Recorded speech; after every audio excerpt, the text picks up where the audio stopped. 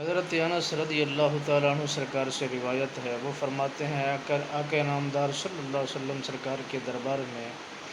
ایک جوان ہمیشہ علم دین حاصل کرنے کے لیے، سیکھنے کے لیے آیا کرتا تھا۔ اس کا دوسرا بھائی سارا دن مزدوری محنت کرتا رہتا تھا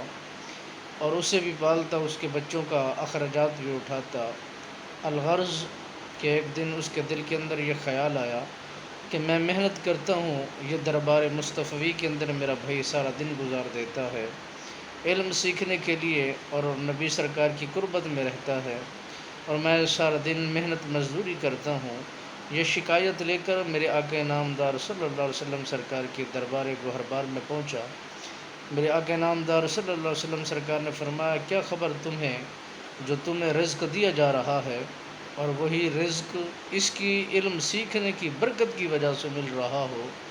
اور پھر اس جوان نے عرض کی، حضور میں اس لیے آپ کی دربار میں حاضر ہوا ہوں کہ اس کی شادی بھی ہونی ہے، اخراجات بھی ہونے ہیں، معاملات بھی ہونا ہے، اور جس طرح میں محنت کرتا ہوں یہ بھی میرے ساتھ ہاتھ بٹائے اور میرے ساتھ محنت مزدوری پہ جائے۔ جو یہ کام کر رہا ہے یہ علیحدگی میں اور فرصت کے کام میں،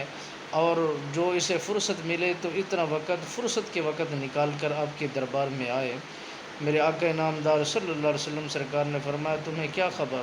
کہ یہ جو رزق تمہیں دیا جا رہا ہے اس کی علم سیکھنے کی برکت کی وجہ سے تم تک یہ رزق پہنچتا ہو اور تمہیں نوازا جا رہا ہو۔ اور میرے آقا نامدار صلی اللہ علیہ وسلم سرکار نے فرمایا، جو بندہ مومن جتنا دین اسلام کے ساتھ دین سیکھنے کے لیے دین